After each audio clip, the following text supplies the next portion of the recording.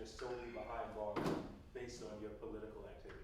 Oh, absolutely. The police told me that I was here based upon my.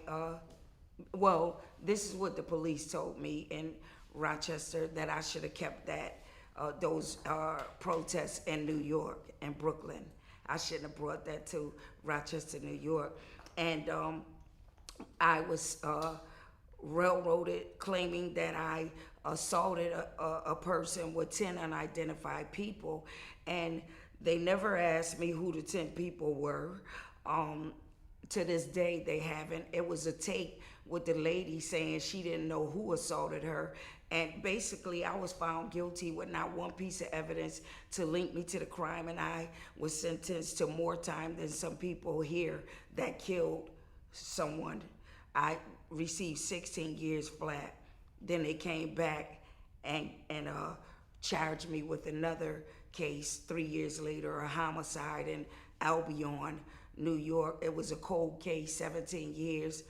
And the investigators there were trying to get me to say that I was with a guy I never heard of, and so witnessed him murdering an individual in Albion. And when I wouldn't go along with it, it was right in this room. When I wouldn't go along with it and got up and asked them not to visit me anymore, one of the officers said, the investigators rather said, Reverend Powell, and I turned around because I was stunned. He was saying Reverend Powell. He said, if you don't cooperate with us, because we'll give you immunity if you testify, but if you don't, you will be wrongly convicted again. I said, oh, yeah, I know. And both of the investigators shook their head.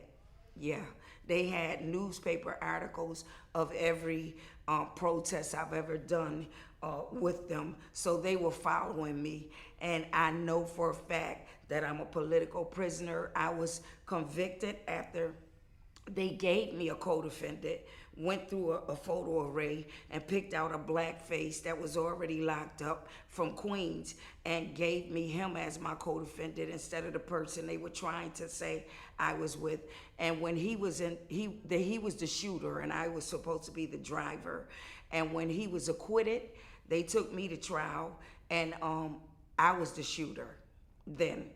And in 2000, I believe, in 11, and they ended up convicting me with not one piece of evidence, but a rap tape that they said I was rapping on years ago with no proof that it was my voice. They had no proof when it was produced, who the producer was, and said that the rap tape was a murder confession